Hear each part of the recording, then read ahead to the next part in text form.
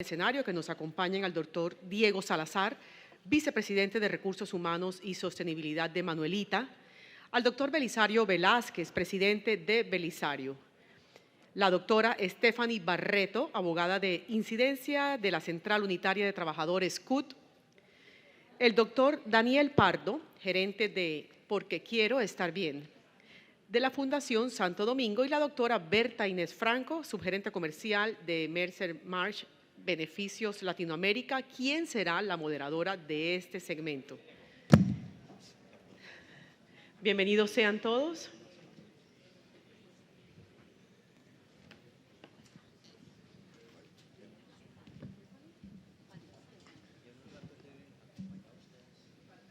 Sí. La doctora Stephanie Barreto. Bueno, muy bien, doctora Franco, todo suyo este auditorio. Bienvenidos. Bueno, buenas tardes a todos. Después de esta introducción tan importante que nos acaban de hacer sobre salud mental, nada mejor como antesala para este nuestro panel, donde queremos tratar de hacer un acercamiento hacia esos retos que nos está confrontando en este momento la situación actual, no solamente del país, sino a nivel mundial. En Colombia, realmente desde el 2013, con la Ley de Salud Mental, aparece escrita con muchos componentes, empezamos a pensar en el país en ese tema de salud mental, pero lentamente a través de los años y sobre todo, muy importante, durante la pandemia, se evidenció una pandemia que estaba oculta, no solamente las enfermedades crónicas, sino que nos enfrentó sobre una situación y es la salud, en este caso, como hemos hablado durante esta tarde, salud mental, que de entrada quisiera que pensáramos, que dejemos de hablar de salud mental, sino que pensemos en salud como tal. La salud es física y mental y está definida así desde la Organización Mundial de la Salud, pero que tratemos de desenmascarar el tabú que tiene que a una persona le diagnostiquen o que empiecen a juzgarla o marcarla con que tiene un trastorno de comportamiento o que tiene ansiedad o depresión. Este panel busca tener un manejo global y por eso tenemos diferentes representantes de las organizaciones, de fundaciones, empresariales, sindicato y Belisario, desde el punto de vista legal, obviamente, para tratar tímidamente en un espacio muy corto de entender cuáles son esos principales retos, esas oportunidades que decía la doctora Ana Catalina. Cada reto tiene una oportunidad. ¿Cuáles son esos retos y oportunidades que tenemos en el país para el manejo de la gestión de la salud en general, incluyendo, muy importante, todo el tema de salud mental? Vamos a arrancar con una pregunta que quiero que cada uno de ustedes me conteste, y es: ¿cuáles son los principales desafíos o retos de las organizaciones y sus trabajadores? Entendiendo, como lo hemos dicho durante toda la jornada, que el trabajo es interdisciplinario, transversal, que involucra a todos, y yo le sumaría, lastimosamente, es que esto se nos volvería infinito, a la familia, a los colegios y a las universidades. ¿Cuáles son esos retos de cara a la salud mental y cuál es la relevancia de dicha implementación para las organizaciones y trabajadores? Doctor Diego. Bueno, muy buenas tardes para todos y todas. Yo quisiera iniciar por darle las gracias a la Andy y a todo el staff, pues, que organizó este evento tan importante. Tuvimos de abreboca a este panel, pues, una presentación magistral maravillosa que creo que nos puso más o menos a todos en la misma página de lo que significa la importancia de gestionar la salud mental como con un enfoque sistémico. Yo quisiera, digamos, retomar algo que pude tomar aquí algunas fotografías sobre la definición del estado de bienestar o esa aproximación que hace la Organización Mundial de la Salud, en el que dice que un adulto, un individuo con factores biológicos normales y que hubiese crecido en un entorno familiar relativamente sano era capaz de lograr un estado de bienestar, de lidiar con sus aspectos cotidianos de la vida, de ser parte de una comunidad, de sentirse aportante, y digamos que bajo ese concepto y bajo ese paradigma hemos gestionado durante muchos años este tema. No obstante, pues hoy estamos viendo y nos mostraba estadísticas que son muy relevantes, y es como, por ejemplo, la incidencia creciente de los trastornos afectivos en los adultos, y una cosa que hay que mencionar, en muchos casos por el uso de sustancias psicoactivas. Eso es una realidad que estamos viviendo hoy y que lo quiero enmarcar como uno de los posibles desafíos que tenemos. Segundo, los trastornos de salud mental son generadores de otras enfermedades, pero viceversa, y esta mañana lo escuchábamos, las enfermedades crónicas a su vez producen trastornos de salud mental. Es decir, es un tema de doble vía y eso tenemos que tenerlo claro porque el abordaje debe ser sistémico. Tercero, claramente aquí lo hemos repasado durante todo el día, los trastornos de salud mental pueden ser producidos o agravados por el trabajo. Lo veíamos ahora, nos lo explicaban claramente cómo la mayor responsabilidad está en quien diseña los puestos de trabajo y digamos el diseño, el puesto de trabajo es un posible generador de trastornos de salud mental. Y otra cosa que es clara es cómo la depresión hoy es una de las principales, digamos, causas de trastornos mentales. Y otro tema que no podemos dejar a un lado es como, por ejemplo, en países, y veía esta estadística de la OPS, cómo en países en desarrollo, entre el 20% y el 40% de las mujeres en estado de embarazo han sufrido de depresión. Entonces, digamos que eso se convierten en unos desafíos enormes. Además, a eso se suma, estamos viviendo en un mundo sobreinformado, en tiempo real, hiperconectado. Tenemos efectos demográficos o migratorios que estresan nuestros sistemas económicos y los presionan en su capacidad de producir más y mejores empleos. Tenemos, digamos, estamos viviendo una coyuntura en donde hay mayor conciencia social y conciencia ambiental, y eso hace parte de alguna manera de esos factores externos que son determinantes de la salud mental. Y también hay que decir que si bien tenemos en Colombia un sistema de salud con amplios niveles de cobertura, existen oportunidades importantes en algunos casos en mejoras de la calidad en la prestación del servicio. Entonces, con eso en mente, yo creo que los desafíos son muchos a nivel organizacional, de intervención, muy en línea con lo que veíamos pues en la intervención pasada, y no quisiera repetir elementos, sino hacer énfasis en uno solo por ahora.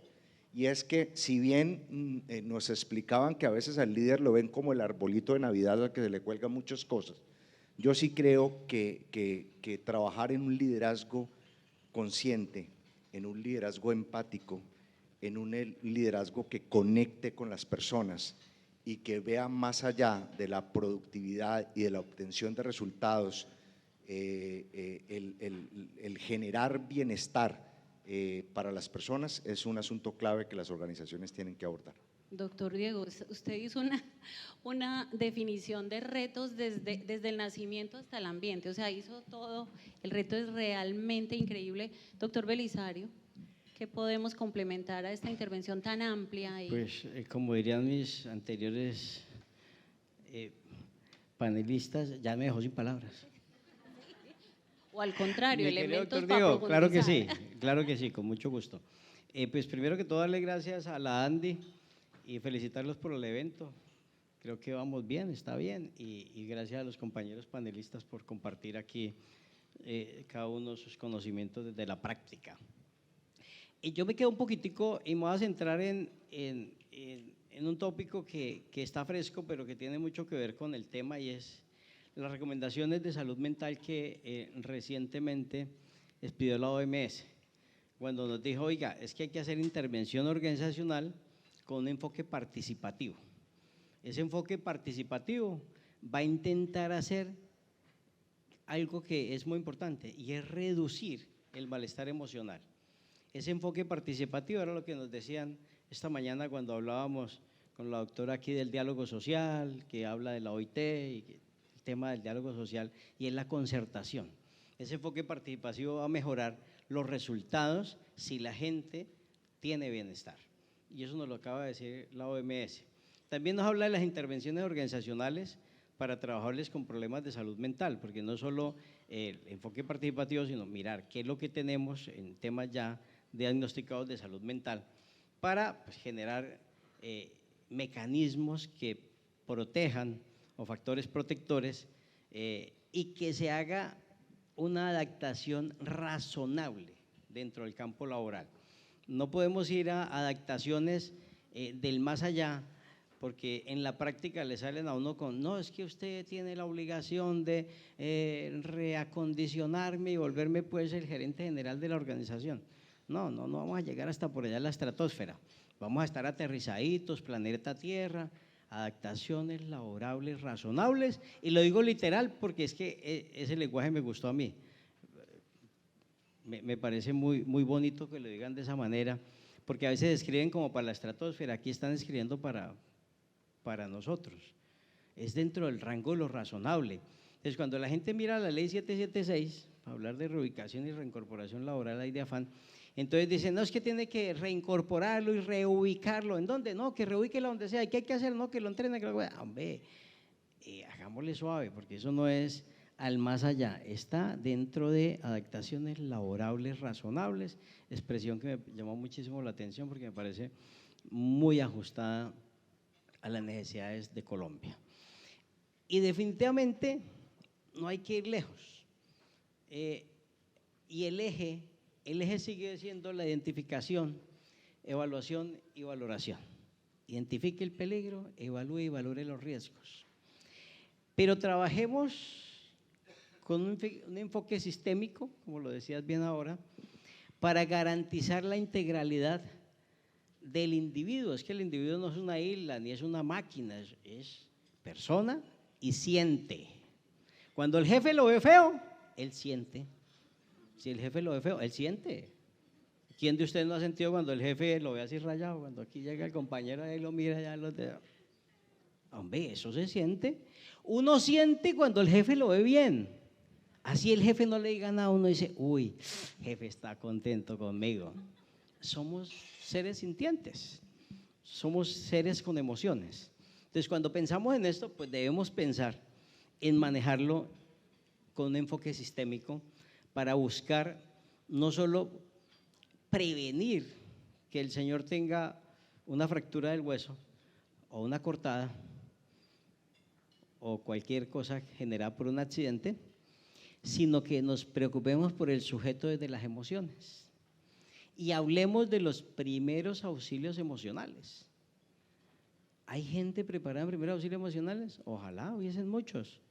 La Organización Panamericana, OPS, tiene curso gratuito de primeros auxilios. ¿Sí sabían eso? Ojalá hagan el curso todos, ojalá lo hagamos todos. ¿Y por qué? Porque es que el trabajador necesita que le ayuden a solucionar su tema. El trabajador necesita que no vaya en picada emocional, sino que lo estabilicemos, lo ayudemos a regular y lo recuperemos a su estatus normal. ¿Y eso qué es? Enfoque sistémico, no es otra cosa que eso. Y es pensar en el individuo más allá de la carne, el hueso, y pensar en las emociones.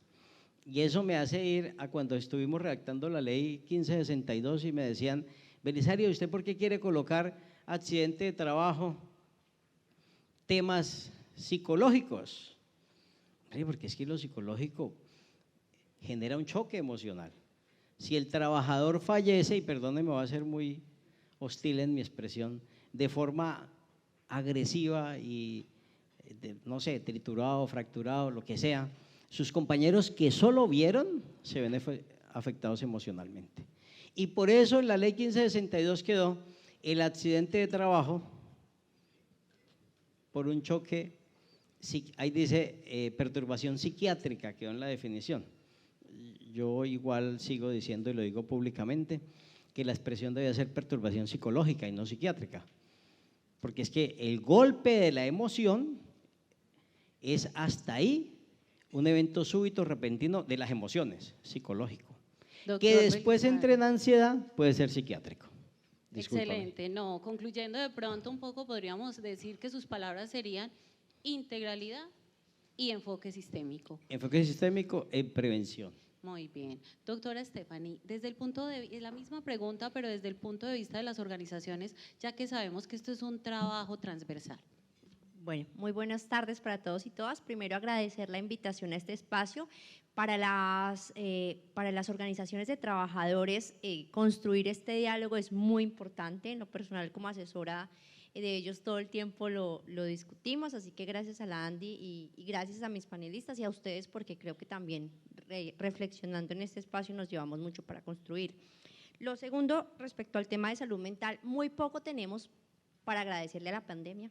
Pero si hay algo que creo que podemos agradecer a la pandemia es despertar esta preocupación por la salud mental, por algo que debería habernos preocupado hace muchos años, pero que la pandemia ha despertado mucho más.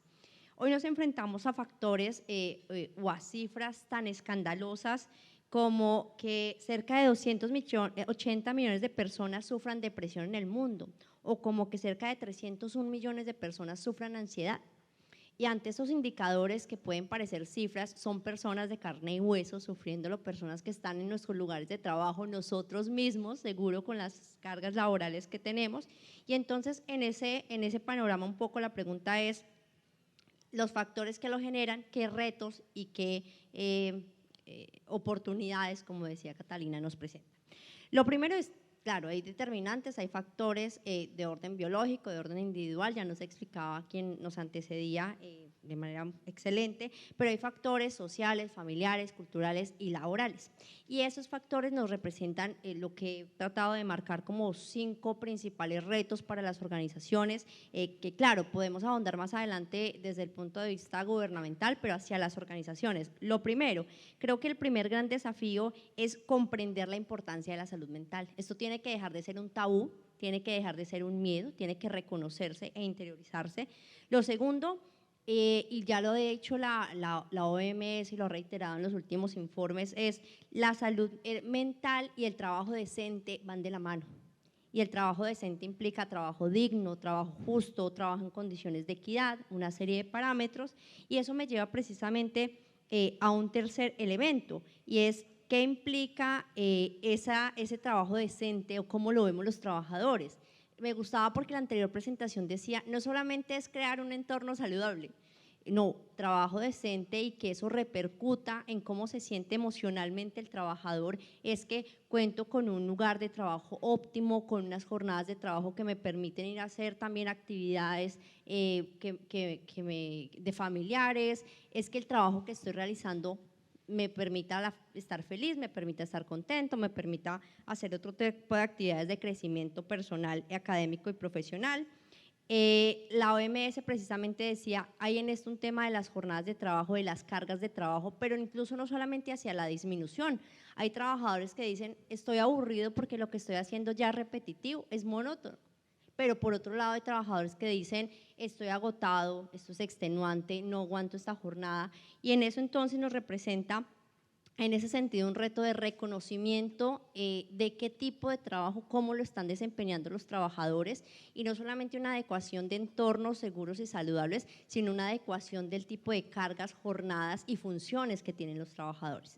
Entonces, cuando hacemos una evaluación de ingreso al trabajador, esto también entonces nos invita a que esas evaluaciones hacia cómo está la salud del trabajador deben ser permanentes. Debe ser, bueno, cada cierto tiempo yo debo evaluar el trabajador cómo se está desempeñando, pero si lo está haciendo bien o mal, no es para generar una, digamos, una repercusión negativa, que el trabajador entonces diga mejor escondo que no me siento cómodo en este puesto porque de pronto me despiden, sino que esto represente también retos para la empresa, retos para los trabajadores de decir aquí no estoy cómodo, pero de pronto en otra área sí, resulta que me desempeño mejor en otra área, en otro momento. Y con esto también que el mundo de las organizaciones y de los trabajadores nos preguntemos, y con esto cierro, los nuevos escenarios del mundo del trabajo. El teletrabajo, el trabajo remoto, el trabajo en espacios públicos, entonces más allá de las oficinas, los trabajadores que tienen que salir a calle, ¿cómo implementamos unas condiciones de trabajo, repito, jornadas, condiciones, funciones, elementos de trabajo, más allá de mis oficinas en calle? Y esto hablamos, el sector rural, las trabajadoras domésticas, entonces en los hogares, ¿cómo implementamos esta serie de medidas? Creo que eso es un tema que se debe preguntar el mundo laboral fuertemente. Sí, muchas gracias. Has acabado de resumir como esas estrategias del informe de la Organización Mundial de la Salud, donde involucra a los trabajadores y llamaría mucho la atención sobre esa comunicación y que le perdamos el miedo a decir lo que estamos sintiendo y que se abran esos espacios de comunicación empresa y trabajadores. Doctor Daniel, desde la Fundación Santo Domingo, esa perspectiva sobre esos retos, ¿qué nos puedes decir? Bueno, buenas tardes a todos, muchas gracias por la invitación. Yo les voy a hablar desde la parte de la experiencia que hemos tenido nosotros desde la prestación de servicios psicológicos, que es muy importante y es el día a día. Y lo hemos enfocado en 3 pilares muy importantes. El primero, informar adecuadamente sobre salud mental y bienestar, porque desafortunadamente no sabemos qué es salud mental. No sabemos cuál es la diferencia entre una emoción, un sentimiento, un trastorno de salud mental. Y claramente al no tener clara la información, pues es muy difícil identificar si se necesita ayuda y de qué tipo de ayuda tengo que echar mano yo para estar mejor. Entonces, lo primero es informar adecuadamente, informar en un lenguaje coloquial, un lenguaje de fácil entendimiento, porque desafortunadamente mucho tecnicismo nos queremos tirar como de inteligentes, de importantes, pero eso no llega realmente a las personas que tienen que llegar y la asimilación de la información es mucho más compleja. El segundo pilar es sensibilizar sobre pedir ayuda profesional y pedirla a tiempo, porque muchas veces yo también me siento mal, ya logré identificar que no estoy triste, sino que tengo un cuadro de depresión, pero entonces lo hablo con mi novia, con mi mamá, con mi compañero del trabajo, con mi jefe. Pero desafortunadamente ellos pueden tener la mejor voluntad del mundo, pero no son profesionales, entonces no me pueden dar el mejor consejo. Pero Daniel, si tú tienes trabajo, si tú eres joven, si tú tienes salud, si tienes pareja, si tienes tal cosa, ¿por qué estás triste? Entonces lo hacen sentir uno mal, porque ellos están tratando de levantarle el ánimo, no decirle, oiga, yo soy un berraco y no tengo argumentos para sentirme triste, pero pues no es el mejor abordaje. Entonces si usted identifica que necesita ayuda, pues vaya a un profesional. Si le duele una muela, vaya a un odontólogo. Si se rompió el hueso, vaya a un ortopedista. Si no se siente bien, vaya a un psicólogo para que de una manera imparcial le diga cómo tiene que manejar la situación. Y el tercer aspecto es brindar redes de apoyo profesionales de manera permanente, en el cual nosotros hemos trabajado en estos 2 años y medio, y es en prestación de servicios psicológicos de manera abierta, gratuita, confidencial y 24/7. Entonces sabemos que estamos en un entorno económico complejo, sabemos las limitaciones que tiene el sistema de salud de nuestro país, pero entonces por eso existen redes de apoyo de manera permanente, gratuitas, tanto del sector público como del sector privado, quienes todos los días trabajamos para precisamente eso, democratizar la salud mental. Entonces en ese sentido nosotros trabajamos en empezar a distribuir la información y dar a conocer este tipo de programas como el que es Porque Quiero Estar Bien, que es prestación de servicios psicológicos de manera gratuita por canales digitales, pero también invitar a la gente que sea una red de apoyo para su persona de al lado, para su vecino, porque con una simple pregunta ustedes no saben cómo le mejora la vida y el día a una persona. Yo puedo llegar a la oficina muy triste y sentir que no le importo a nadie, pero si mi compañero al lado me dice, Daniel, ¿se siente bien? O sea, lo veo como triste, ¿necesita algo? Con esas 2 preguntas, sin que mi compañero sea psicólogo, psiquiatra, ni un Nobel de Paz, me va a hacer sentir a mí una persona muy importante y me va a decir, oiga, sí, busca ayuda o acá estoy para acompañarlo. Entonces, en términos generales y en términos muy prácticos del día a día, la experiencia que llevamos, yo le enfocaría en esos 3 temas, es informar adecuadamente, sensibilizar sobre pedir ayuda profesional a tiempo y brindar redes de apoyo profesionales de manera permanente para la gente que más lo necesita. Y quisiera resaltar 2 cosas, la desmitificación de ese expresar mi sentir y creer que si lo estoy expresando me van a colocar una marca Eso hace que las personas se oculten y que traten de ser todopoderosas. Además, y eso lo digo como médica laboral, es increíble cuando analizamos historias de psiquiatras y psicólogos para calificación de origen, para cualquier cosa, donde vemos que no se conoce realmente la salud mental. O sea, todo el mundo es al mismo trabajador o paciente le están diciendo trastorno de ansiedad, trastorno de adaptación, trastorno depresivo recurrente, en un espacio de 6 meses, 6 diagnósticos y ninguno tiene la razón. Entonces, importante también desde los espacios de las organizaciones académicas, la formación y que todos seamos humildes, que podemos aprender. Y somos los primeros, los médicos, en que desconocemos esa parte y pues todos los líderes de seguridad y salud en el trabajo. Retomando contigo, Diego, hablabas de todo ese espectro que nace desde la familia hasta el trabajo. ¿Cómo crees tú que pueden influir esos factores individuales, sociales y familiares en el desarrollo de enfermedades mentales más allá del ambiente laboral? Pues hay que entender, doctora Berta, que tanto en los factores individuales como en los factores sociales, como en los factores familiares, hay determinantes de afectaciones y de trastornos en la salud mental, pero también hay que entender que hay factores protectores, o sea, no todo es, digamos, negativo. Y si uno entiende bien eso, pues puede establecer, digamos, protocolos de actuación y de soporte que ayudan a mejorar en el mundo organizacional estas situaciones.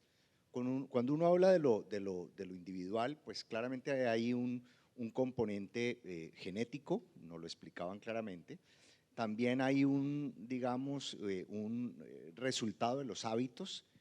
Y por ejemplo, uno de los mayores provocadores de trastorno de salud mental en adultos son el consumo de sustancias, por ejemplo.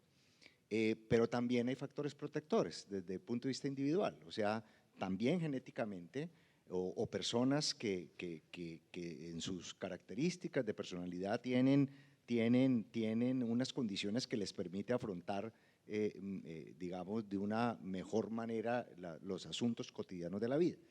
Desde el punto de vista social, pues claramente hay determinantes como temas externos, incertidumbre social, económica, presiones medioambientales, todo lo que está en el entorno, ¿sí? Pero también hay factores protectores importantes, por ejemplo, vivir en un buen barrio o tener acceso no sé, a un sistema de seguridad social bueno. O sea, hay factores, digamos, protectores desde el punto de vista social y en lo familiar también. Hablando desde el punto de vista, por ejemplo, de determinantes o negativos, digamos, las afectaciones en salud mental se pueden presentar en cualquier momento de la vida, pero hay momentos de la vida que son, digamos, críticos. Por ejemplo, los niños en la primera infancia, o sea, niños que han sido, por ejemplo, sujetos de violencia intrafamiliar, de abuso infantil, de bullying en la etapa escolar, de maltrato físico. Seguramente son personas que en su edad adulta pues son vulnerables o hay un mayor riesgo de que con ellos haya algún tipo de afectación o de trastorno en su salud mental.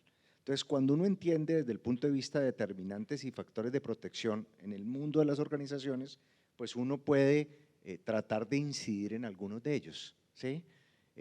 Tratando, por ejemplo, de involucrar a la familia en temas de prevención, tratando de gestionar o de tener un plan de beneficios que genere un entorno social protector a las personas, entre otras cosas.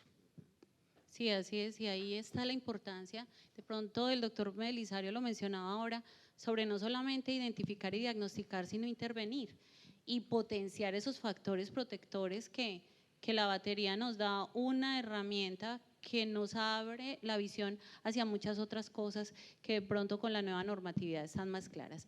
Antes de darte la palabra, doctor Belisario, y teniendo en cuenta lo que mencionaba la doctora Stephanie, y que va en concordancia con lo que decías, Diego, ¿cómo afecta la salud mental la vida laboral en tu experiencia? la doctora Stephanie. Es para darle continuidad al tema y luego vuelvo contigo.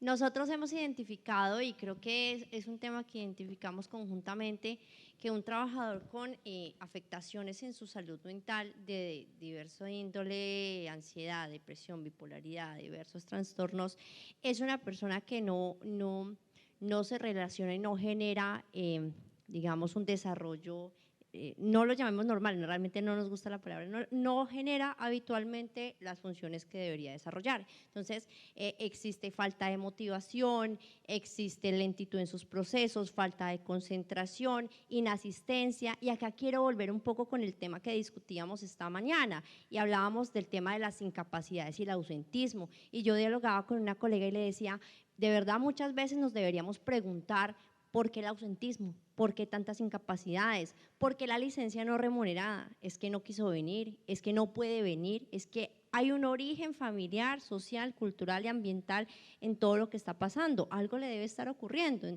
Y allí conectarlo con un punto que estos días hemos estado discutiendo en el mundo de los trabajadores, y es los procesos disciplinarios. Claro, entendemos el tema de los reglamentos, entendemos los temas disciplinarios, pero más allá de reaccionar con un tema de indemnización o con un tema de sanción ante las faltas, preguntémonos qué está pasando que ha generado que el trabajador se comporte de esa forma. Una actuación de ira, una actuación de lentitud y no cumplimiento de sus funciones. Hay una propaganda muy interesante que sale mucho y es, están de fiesta, están tomando, y a ese trabajador, a esa persona le dicen no tome más, y amanece borracho. Y lo primero que pasa cuando se despierta borracho o ebrio es la caja, porque lo están despidiendo. Entonces preguntémonos, es que tiene problemas de alcoholismo, deberíamos es ayudarlo y acompañarlo en un proceso y en tratamiento para su alcoholismo antes de echar a este trabajador. Eso no busca justificar, sino busca entender por qué está ocurriendo, qué es lo que está generando eso, detrás de eso, qué causa de agotamiento, de estrés, de aburrimiento puede haber, que el apoyo y el acompañamiento tanto de las organizaciones de trabajadores como del empleador puede repercutir en solucionarlo, en apoyarlo, en resolverlo, y si no se resuelve, por lo menos en mejorar las condiciones, y pueda yo recuperar a ese trabajador que en un momento fue bueno, fue activo, fue proactivo, y por supuesto esto también pueda repercutir en la productividad, en el mejoramiento de las funciones, etcétera. Cierro diciendo además un tema muy importante en este sentido, y es el tema del acoso y la violencia en el mundo del trabajo, y es como una campaña que sí estamos ligando con estos procesos de respeto por los trabajadores, pero también del buen funcionamiento y buen ambiente en las empresas, y es el tema del convenio 190 de la OIT. Es un convenio que llama a crear esto, a crear entornos seguros, a crear entornos saludables desde un trabajador que se siente seguro, libre de acoso, libre de discriminación, y libre de discriminación también a la condición de salud mental. Esta es una de las enfermedades que menos reportan los trabajadores, que hacen de cuenta que no existe porque si no, no me ascienden, si no, no me dan ese viaje, ese estudio, y entonces también, y eso es una situación de acoso. ¿Cómo ligamos esa protección contra el acoso para que redunde en alegría, motivación de los trabajadores, bienestar de salud mental y también productividad y desarrollo de las empresas? Sí, ese punto de ausentismo, a veces la incapacidad es la consecuencia, pero no la causa. Y cuando analizamos esos factores, casi siempre hay un mundo detrás que está generando. Gracias, doctora. Doctor Belisario, ahora sí contigo, ¿cuál es la mejor estrategia que tú has evidenciado pudieran propender tanto las organizaciones como los trabajadores y que sea ganadora para ambas partes? Gracias. Cuando uno piensa en cuál sería la mejor estrategia, eso es una cosa compleja porque debe ser a la medida de cada empresa. Pero de manera genérica y partiendo de lo que decía Luis esta mañana, que el 25% aumentó la depresión y la ansiedad, eso ya es preocupante. Y compaginando con lo que también nos decía Ana Catalina cuando decía, oiga, hay que trabajar de forma progresiva y sostenible en la mejora. Progresiva y sostenible, me pareció maravilloso eso, porque la gente quiere mejoras al infinito y más allá, no, sostenible. Piensa en la empresa y pensemos en la micro, que es el 95% de la población. ¿Cómo va a ser sostenible para que esta estrategia pues no acabe con la empresa, pues debe ser sostenible, que es lo que nos decía Ana Catalina. Y ahí yo vuelvo a centrarme en que definitivamente para pensar en estrategias de el gana-gana trabajador-colaborador, para mi gusto no es complejo, es una cuestión de actitud y es para dónde vamos. Y para dónde vamos es identificando los peligros, evaluando los riesgos y generando controles. Y hay cosas que no se hacen con antelación y ya lo decía aquí mi querido compañero, cuando hablaba de consumo de sustancias o cuando hablaban de temas de hereditarios o genéticos, ahora rato en la anterior charla, pues también vienen los rasgos de personalidad.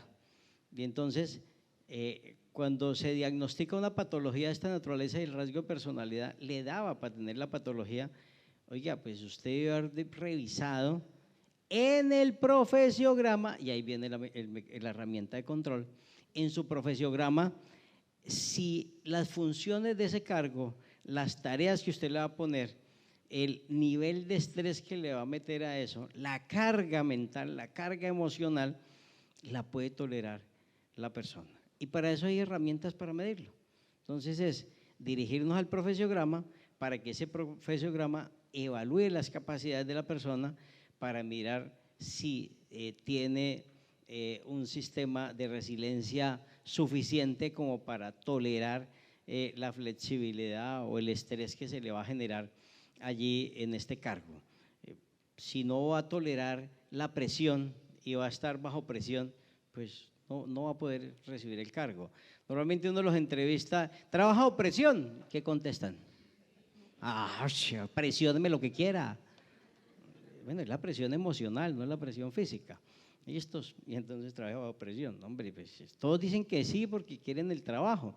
Pero entonces nos toca acudir a los expertos para hacer una buena medición, tener un buen profesiograma y que la cosa realmente se haga a la medida del cargo. ¿Y eso qué nos va a ayudar? Pues nos va a ayudar a que el trabajador esté contento porque él era lo que quería y él tiene su capacidad para manejarlo, él se siente satisfecho haciendo lo que está haciendo, maneja el tema de la resiliencia, maneja el tema de la superación, maneja el jefe que se pone serio y se le pone bravo al pobre cristiano allá y el hombre, paciencia, paciencia.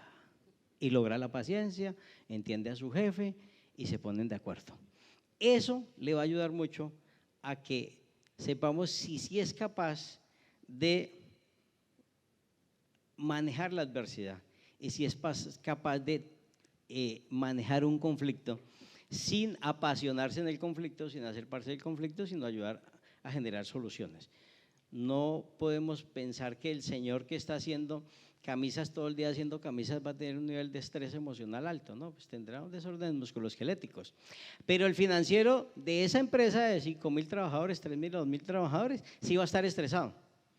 Uy, es que la producción me bajó. Yo hacía, no sé, 3.000 camisas y ahorita estoy en 2.000. Él sí va a estar estresado. Bueno, entonces, ¿por qué se bajó la producción? Y entonces las cargas mentales, las cargas emocionales son diferentes para cada uno de ellos. Y eso es lo que debemos evaluar y lo vamos a evaluar, para mi gusto, de manera sencilla con el profesiograma. ¿Y a qué nos lleva eso? A que si las organizaciones lo hacen así y le implementamos dos cositas que también nos pide OIT desde hace rato, trabajo digno y decente.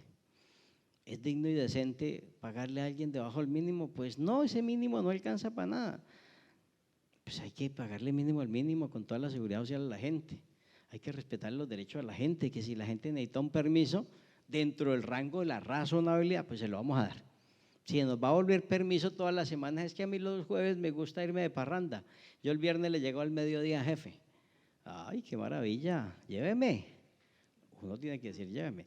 Pues, yo quisiera ir resaltarte algo, y es eso que las organizaciones son diferentes, al igual que el individuo es único y que aunque existen modelos y que los aplicamos en sistemas de gestión, efectivamente también aplica para salud mental, existen esos modelos, pero debemos apropiarlos y debemos mirar qué nos funciona desde el conocimiento de la organización como tal. Gracias, doctor Belisario. Bueno, gracias. Continuando contigo, doctor Daniel, quería preguntarte, ¿cómo crees tú que son las perspectivas de la implementación de programas de salud y bienestar en el futuro cercano.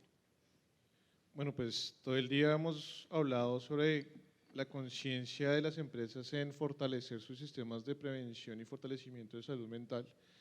El programa particularmente que yo dirijo no nació con la intención de atender colaboradores de segmentos empresariales, sino todo lo contrario, era masificar o es masificar el tema de la salud mental, y en este último año hemos desarrollado unos pilotos empresariales con las empresas del Holding Valorem y con otras empresas por fuera del grupo, y nos hemos dado cuenta que la conciencia de los líderes empresariales ha aumentado en el sentido de proteger a sus colaboradores y entender que el plan de bienestar y beneficios no es simplemente pagarles una membresía a un gimnasio o darle bonos para que vayan al cine, sino todo lo contrario.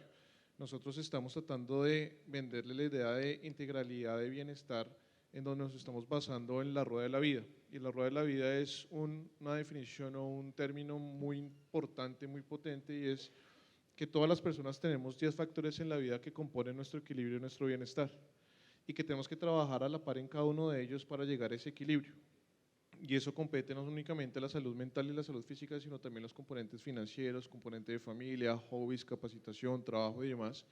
Y en ese sentido nosotros hemos logrado volcar la percepción y el chip de los empresarios en explicarles que el bienestar y el plan de beneficios no tiene que enfocarse en unas membresías que muchas veces se desperdician y que precisamente por eso no le prestan mucha atención ni mucha inversión en esos aspectos, sino enseñarles a llevar a que el colaborador es primero que todo una persona, y empezando por los líderes. El tema de capacitación en los líderes es muy importante para que hagan esa identificación de esas red flags, para que miren sus colaboradores en qué necesitan ayuda, además porque es un tema muy curioso. Los líderes pueden ser personas con un nivel profesional alto, con maestría, con doctorado, en el extranjero, hablan 5 idiomas, pero se aterran cuando un colaborador les dice que se siente mal y que necesita ayuda.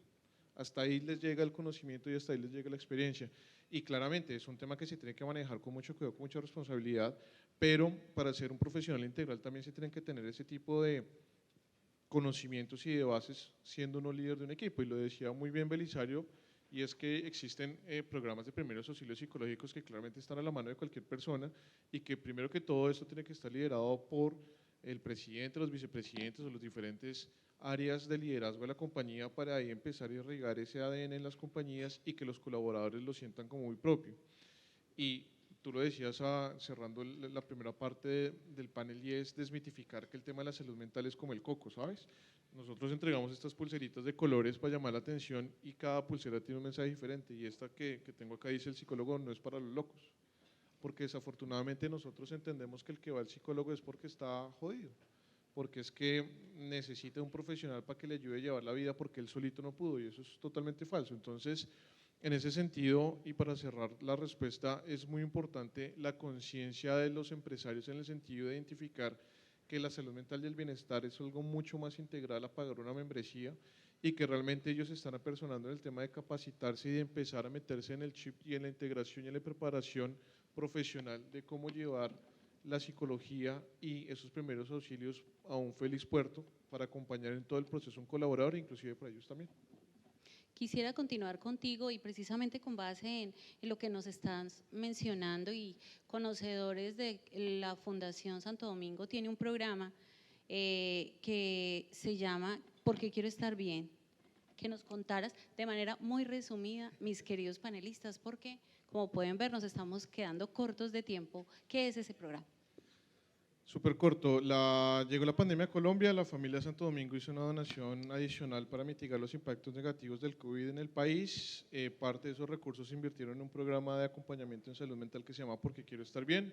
Somos un programa de atención psicológica 24/7 a través de canales digitales de manera gratuita y confidencial. Llevamos 2 años y medio de operación. Hemos prestado más de 320.000 servicios efectivos en primeros auxilios psicológicos y más de 15.000 servicios de teleconsulta totalmente gratuitos. Operamos en Colombia, el segundo mercado es México, España, Argentina, Chile, Ecuador y Venezuela. Prestamos servicios para mayores de edad, y lo que nosotros buscamos con este programa de Porque quiero estar bien es democratizar la salud mental para toda la persona que lo necesite. Nos apalancamos en un equipo de más de 20 psicólogos clínicos de más de 5 años de experiencia de la Fundación Santa Fe de Bogotá, quienes son nuestros aliados, y fundamentalmente lo que estamos buscando en este momento es invitar a nuevas organizaciones para que nos ayuden a ampliar el potencial y la cobertura de la prestación de servicios psicológicos de manera gratuita con alta calidad en el país y en Latinoamérica. Y para obtener mayor información, un correo electrónico, una página donde pueden revisar, Muy hablar sencillo. contigo. También. Nada, muy sencillo, porque quiero estar bien.com. La ideal del programa es que quede muy fácil y tenga una recordación en el ADN, entonces porque quiero estar bien.com, primer link en Google y ahí pueden encontrar toda la información del programa. Excelente. Doctora Estefanía, desde la perspectiva de las organizaciones sindicales, ¿qué medidas deberían implementar la empresa? De pronto has hecho como un pequeño esbozo de algunas, que pudiéramos concluir de esas estrategias que las organizaciones deberían implementar para trabajar sobre el tema. Vale, bueno, en esto sí quisiera invitarlos a todos. Hay diversos informes de muchas organizaciones, de OMS y demás al respecto, pero a que revisemos muy juiciosamente el último informe que salió de OIT y ONU del 28 de septiembre denominado Salud Mental y Trabajo, que es una apuesta y una invitación concreta a técnicas, digamos, a adoptar concretamente en las empresas, en los entornos laborales respecto a la salud mental. Y de hecho en su página 10 plantea así, dice, yo por acá la tenía para recordarlo, dice como iniciativas o estrategias que pueden adoptar los empleadores para atender el tema de salud mental, y además lo enfoca en 3 sentidos. Dice, son 3 grandes estrategias las que debemos adoptar. Una, la prevención. Lo demarca como un tema de reformar los entornos, casi que, voy a decir una palabra graciosa, futurísticamente. Entonces, muchas veces adoptamos y adaptamos puestos de trabajo pensando en el momento, o adaptamos o le otorgamos a los trabajadores unas condiciones laborales o unos beneficios pensando en el momento. Pero entonces, ¿cómo nos planteamos? Y esto, ojo, y ya lo decía el doctor, tiene que ser participativo. De verdad es una invitación a que se construya conjuntamente. No veamos a las organizaciones de trabajadores allá como los que solamente vienen a cansar en algunos momentos X o Y, sino invitémosles y digámosles, venga, construyamos conjuntamente esta propuesta de entornos seguros y saludables para la salud mental. ¿Usted qué se le ocurre? ¿Usted qué ha escuchado a los trabajadores? ¿Qué piensa? ¿Qué podría hacer?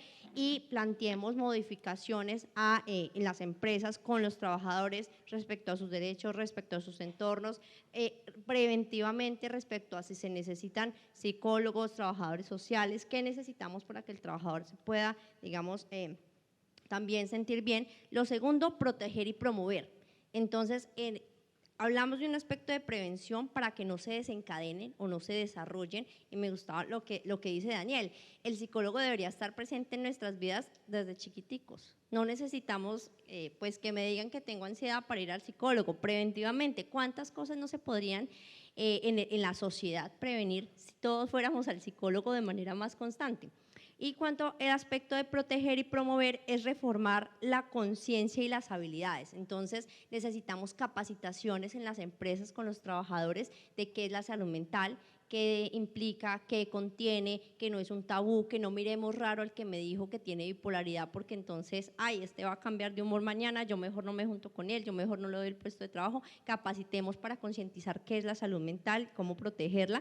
Y el tercer factor es un factor de apoyo, demarca la OIT y la OMS. Dice, bueno, ya hay unas condiciones, ya existe algo, ¿cómo apoyamos? Colombia tiene, ya lo decía nuestro experto, Colombia tiene cerca de 12.000 psicólogos, aproximadamente 2.5 por cada 100.000 habitantes, y la media son 10 por cada 100.000 habitantes. Colombia está bien por debajo. ¿Cómo desde las empresas y desde las organizaciones de trabajadores apoyamos eso? Brindando allí desde las empresas en el apoyo a las personas que ya tienen unas condiciones y unos trastornos de salud mental, y a quienes aún no los tienen lo podemos prevenir, unos apoyos psicosociales, psicológicos, de expertos y demás. Y ahí, pues digamos, me podría extender que no puedo, entonces los quiero invitar a que lean este informe que habla sobre garantías, sobre temas de derechos, de construcción conjunta y participativa y otros elementos. Muchas gracias. Doctor Diego Salazar, en 1 minuto y medio, ¿no? Sabemos que estamos en unas nuevas formas de trabajar. Cambió el tema de trabajo remoto, teletrabajo.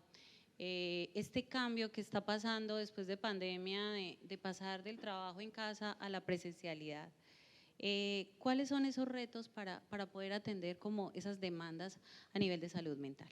Pues a ver, yo creo que hay que empezar o me voy a referir al teletrabajo, digamos como esa alternativa de trabajo 100% desde casa a través de las TIC. Claramente esa figura o ese esquema de trabajo tiene, digamos, aspectos positivos porque está diseñado bajo la premisa de que puede generar un mayor balance, digamos, vida personal-trabajo, tiene inclusive beneficios de tipo social, menor impacto ambiental, mejor presión sobre los sistemas de transporte público, puede incidir en mejoras en los temas nutricionales y de dieta porque comes en casa y no comes por fuera, porque puede favorecer, digamos, la convivencia familiar, entre otros. ¿Sí?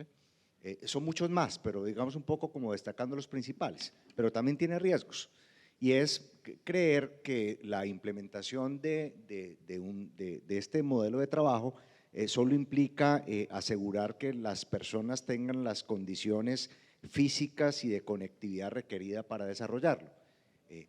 Yo creo que las implicancias van mucho más allá, o sea, los desafíos organizacionales desde el punto de vista de las compañías es brindar un adecuado soporte, porque empiezan a suceder cosas como estas. Un trabajador que está 100% desde casa es más proclive a que sus jornadas de trabajo se extiendan, y eso a todos nos ha pasado.